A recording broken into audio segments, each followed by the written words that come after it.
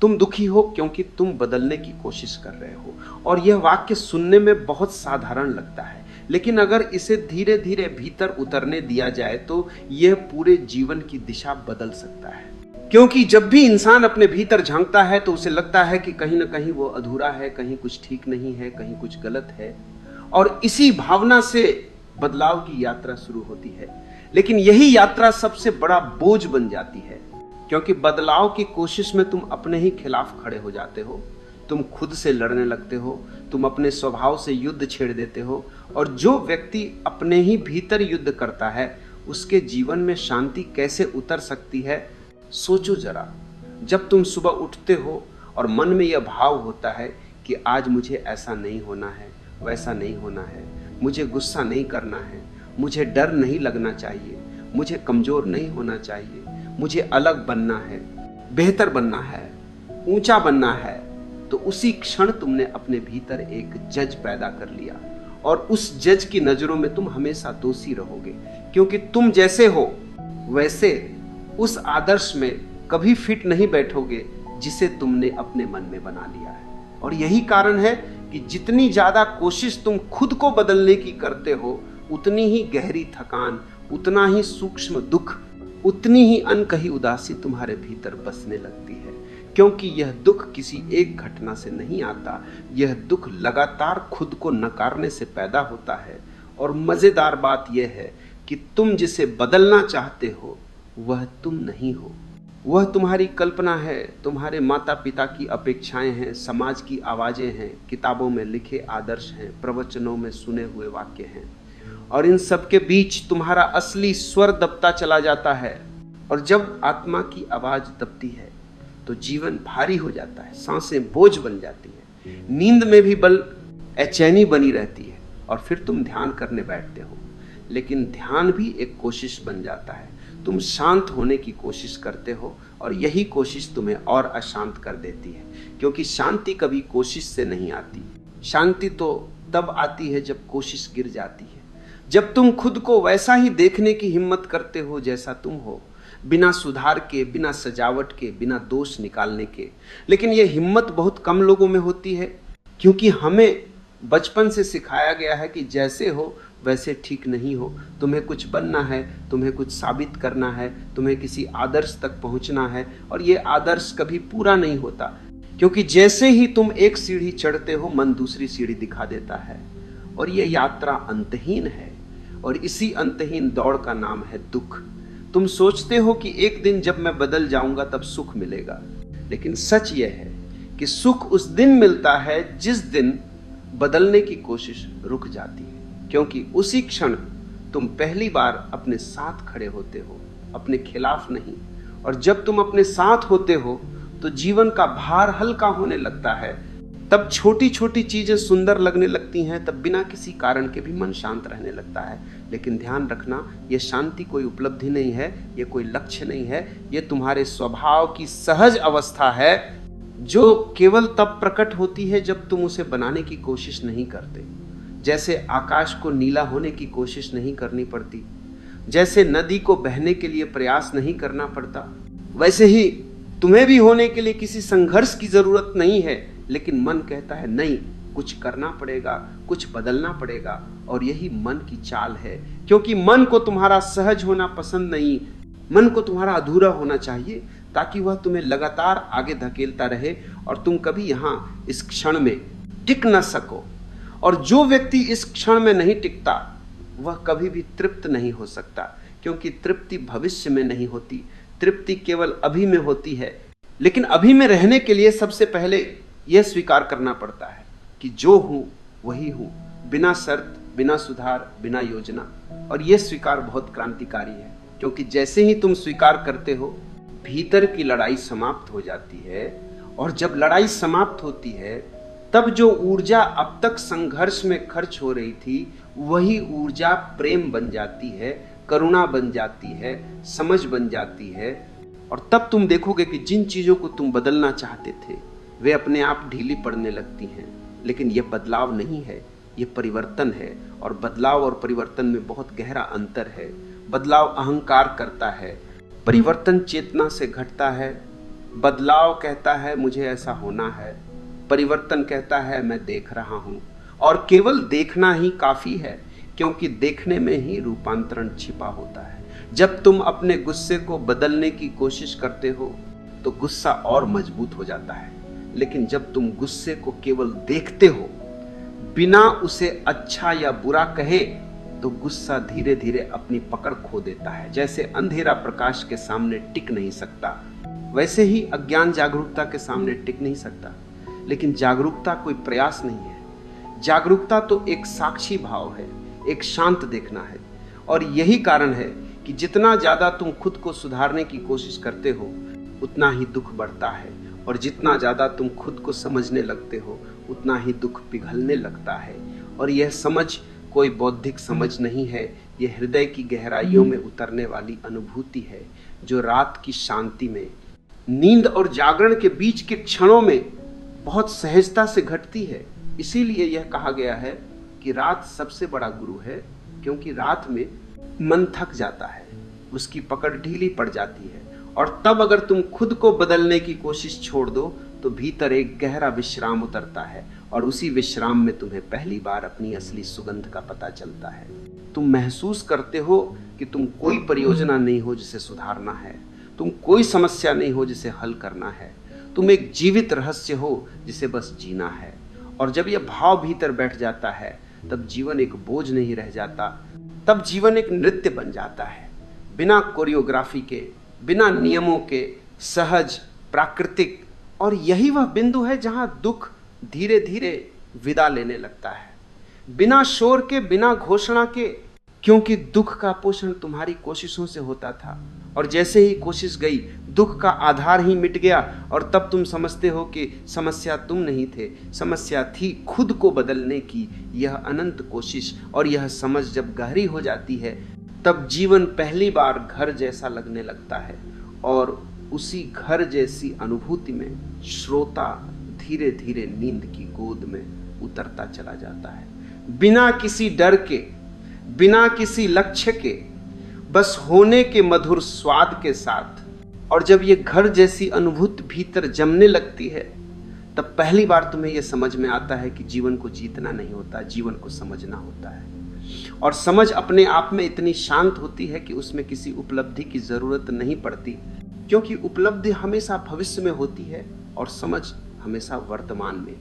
और जो व्यक्ति वर्तमान में जीने लगता है उसके जीवन में धीरे धीरे एक ऐसी गहराई उतरती है जिसे शब्दों में बांधना कठिन है, क्योंकि वह गहराई किसी सिद्धांत से नहीं आती, वह किसी किताब से नहीं आती, वह आती है इस साधारण स्वीकार से कि मैं जैसा हूं वैसा ही इस क्षण पर्याप्त हूं।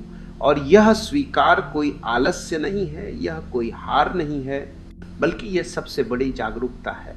क्योंकि जो व्यक्ति खुद को स्वीकार कर लेता है वही पहली बार जिम्मेदारी ले पाता है, बिना बोझ के, बिना अपराध बोध के।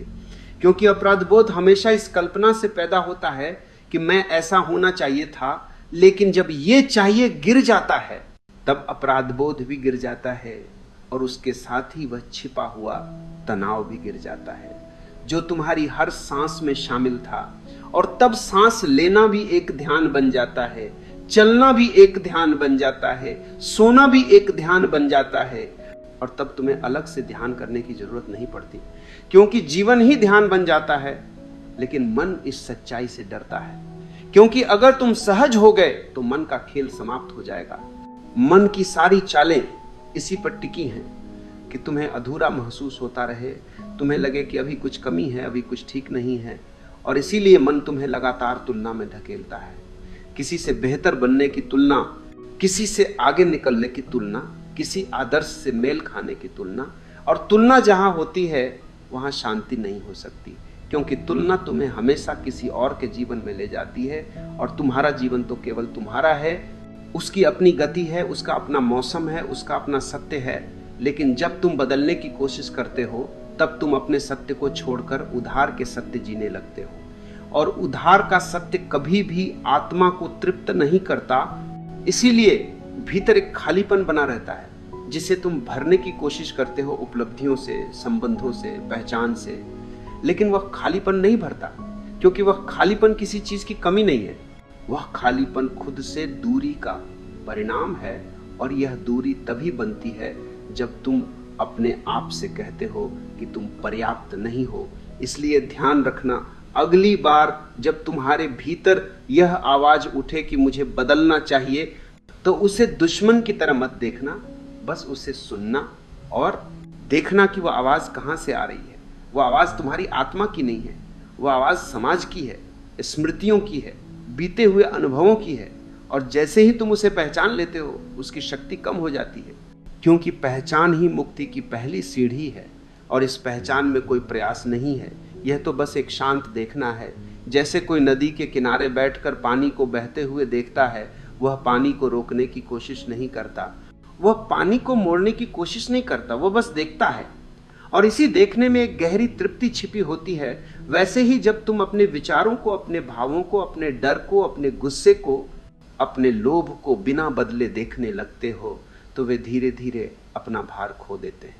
क्योंकि अब तुम उनसे लड़ नहीं रहे, अब तुम उनसे भाग नहीं रहे, और जो चीज देखी जाती है वह धीरे धीरे बदलती है। लेकिन यह बदलाव किसी संकल्प का परिणाम नहीं होता, यह बदलाव साक्षी भाव का फल होता है। और यही कारण है कि जितने ज्यादा संतुलित लोग होते हैं, उतने कम संकल्प लेते हैं। वे जीवन को योजना की तरह नहीं जीते, वे जीवन को अनुभव की तरह जीते हैं।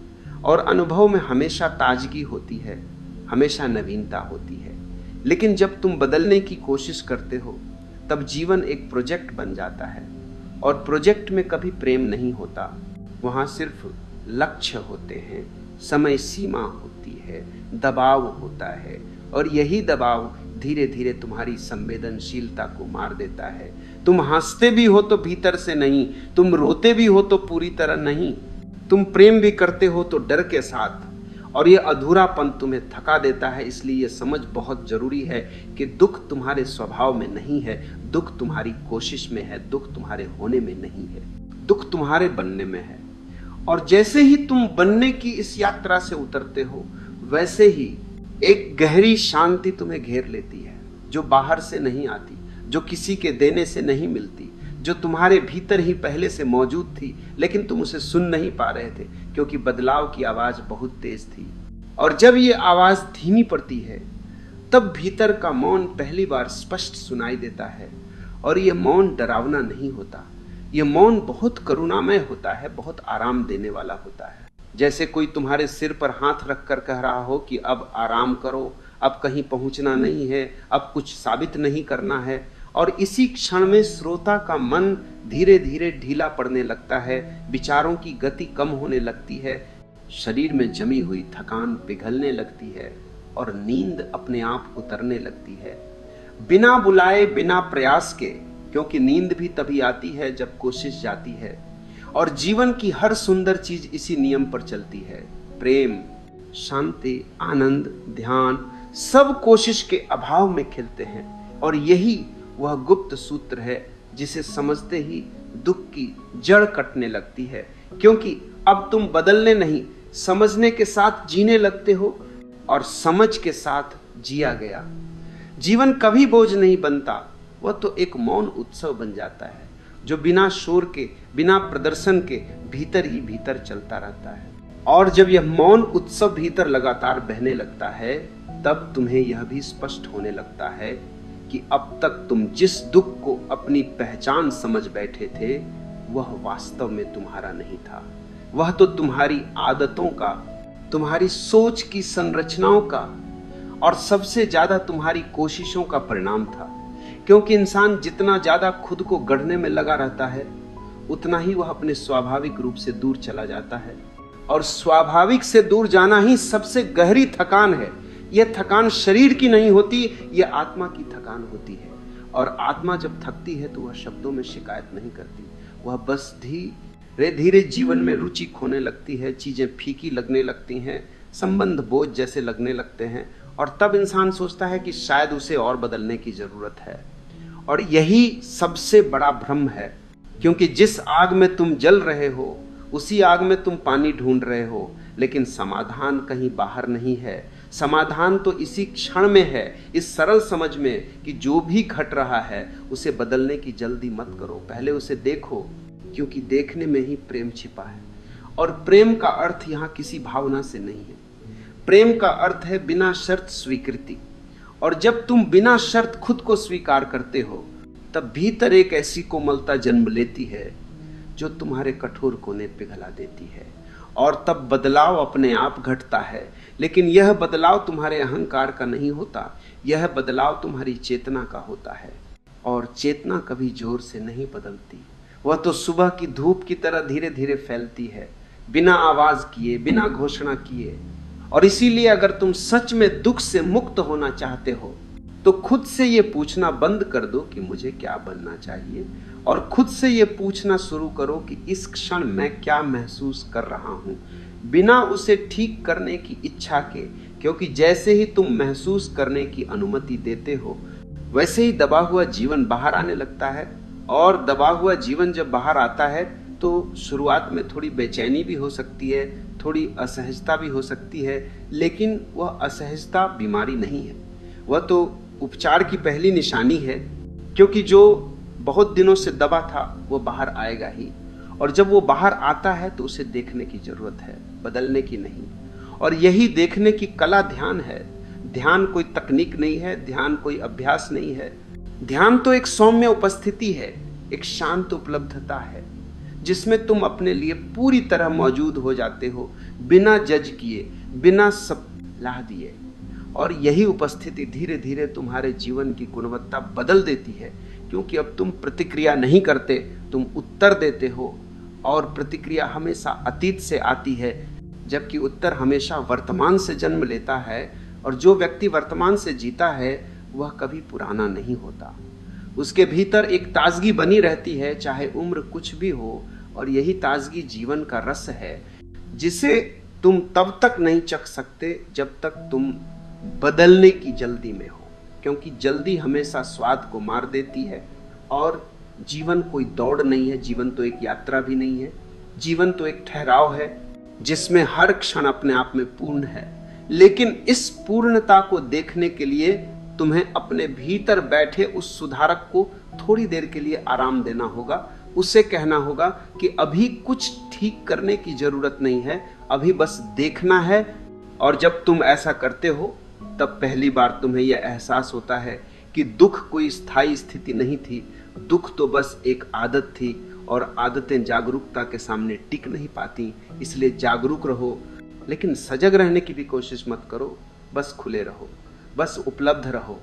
और रात के इस शांत समय में, जब शब्द धीरे धीरे कम होते जा रहे हैं, जब सांसें गहरी और धीमी हो रही हैं, तब अपने भीतर इस सरल सत्य को उतरने दो कि तुम्हें बदलने की जरूरत नहीं है, तुम्हें बस खुद के साथ होना है। और खुद के साथ होने का अर्थ है पूरी तरह यहाँ होना, बिना किसी लक्ष्य के, बिना किसी डर के।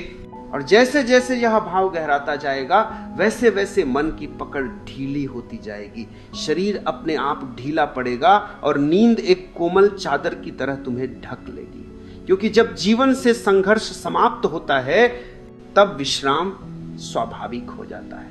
और वही विश्राम तुम्हें उस जगह ले जाता है जहां दुख नहीं होता। क्योंकि वहां कोई बनने वाला नहीं होता, वहां सिर्फ होना होता है। और होना अपने आप में आनंद है, मौन है, विश्राम है। और उसी विश्राम में जीवन पहली बार तुम्हें धन्यवाद कहता है, बिना शब्दों के, बिना शोर के, सिर्फ एक गहरी मीठी शांति के साथ। और इस मीठी शांति में जब तुम धीरे धीरे उतरते हो, तब यह भी साफ होने लगता है कि अब तक तुम जिस जीवन को जी रहे थे वह जीवन नहीं था, वह एक निरंतर तनाव था, एक लगातार कोशिश थी। और कोशिश चाहे अच्छी हो या बुरी, वह भीतर एक खिंचाव पैदा करती है। और खिंचाव जहां होता है वहां विश्राम नहीं हो सकता। लेकिन विश्राम कोई लक्ष्य नहीं है जिसे पाया जाए। विश्राम तो तब आता है जब तुम खोज छोड़ देते हो। और खोज छोड़ने का अर्थ ये नहीं कि तुम उदासीन हो गए। खोज छोड़ने का अर्थ है कि अब तुम जीवन पर भरोसा करने लगे हो। अब तुम्हें यह भरोसा होने लगा है कि जो है वही पर्याप्त है। और यह भरोसा बहुत धीरे धीरे बनता है। ये किसी एक समझ से नहीं आता, ये बार बार अपने अनुभव में देखने से आता है कि जब भी तुमने चीजों को जबरदस्ती बदला, भीतर तनाव बढ़ा, और जब भी तुमने चीजों को जैसा है वैसा रहने दिया, भीतर एक सहज संतुलन पैदा हुआ। और यही संतुलन जीवन की असली सुंदरता है, क्योंकि संतुलन में न तो अति होती है न कमी। वहां सब कुछ अपने स्थान पर होता है, और जब सब कुछ अपने स्थान पर होता है तब मन भी शांत रहने लगता है। क्योंकि मन की अशांति का मूल कारण यही है कि वह हर चीज को कहीं और होना चाहता है। वो कहता है ये ऐसा नहीं होना चाहिए था, वो वैसा होना चाहिए था, और यही चाहिए शब्द तुम्हारे दुख की जड़ है। इसलिए अगर तुम सच में दुख से मुक्त होना चाहते हो तो अपने शब्दकोश से धीरे धीरे चाहिए को विदा करना सीखो। और ये विदाई किसी घोषणा के साथ नहीं होती, ये तो रोजमर्रा के छोटे छोटे क्षणों में होती है। जब कुछ वैसा नहीं होता जैसा तुम चाहते थे और तुम उसे स्वीकार कर लेते हो, बिना भीतर गुस्सा पैदा किए, बिना खुद को दोषी ठहराए, और ऐसे छोटे छोटे स्वीकार धीरे धीरे एक बहुत बड़ी स्वतंत्रता में बदल जाते हैं। क्योंकि अब तुम परिस्थितियों के गुलाम नहीं रहते, अब तुम अपने भीतर टिके रहते हो।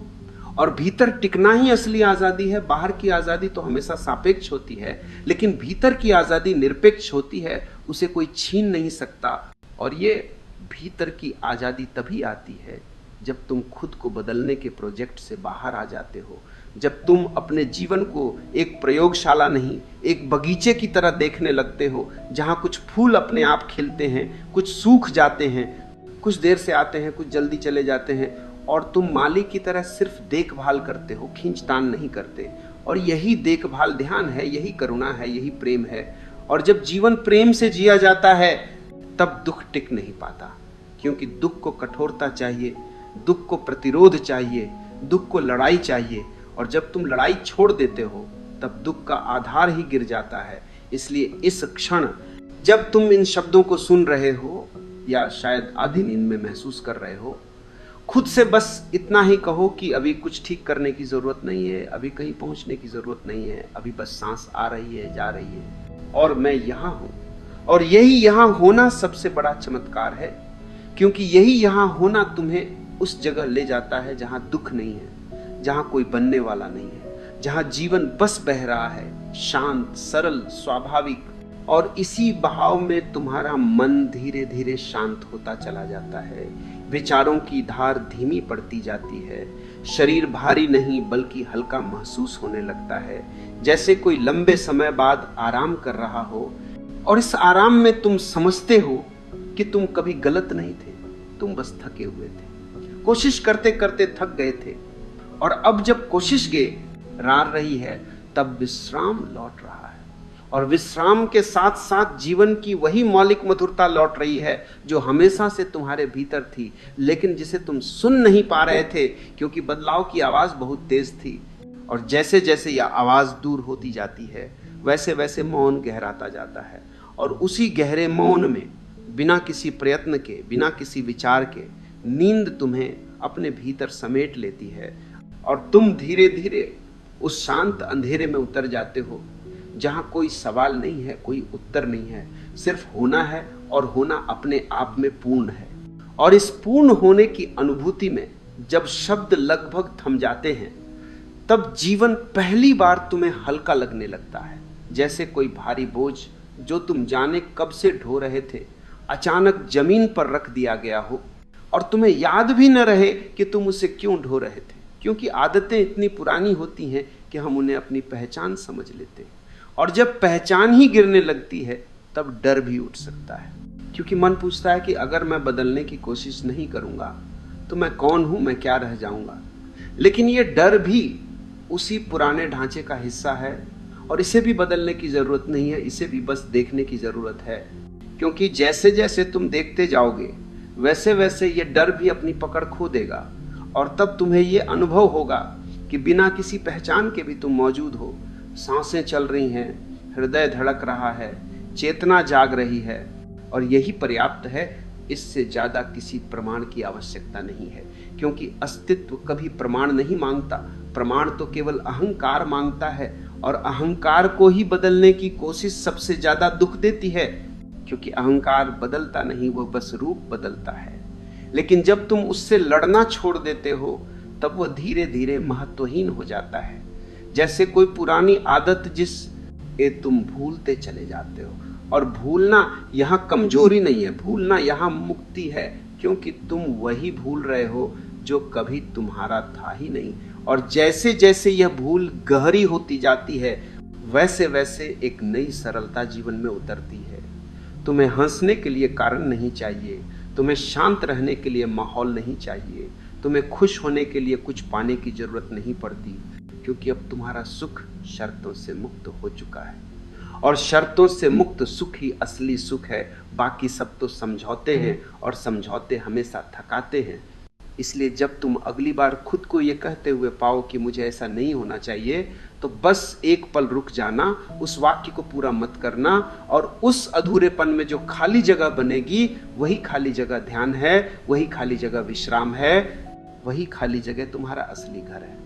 और उसी घर में लौटने का निमंत्रण यह शब्द दे रहे हैं, बिना जोर के, बिना आग्रह के, बस एक शांत स्मरण की तरह कि तुम पहले से ही वही हो जिसकी तुम खोज कर रहे थे।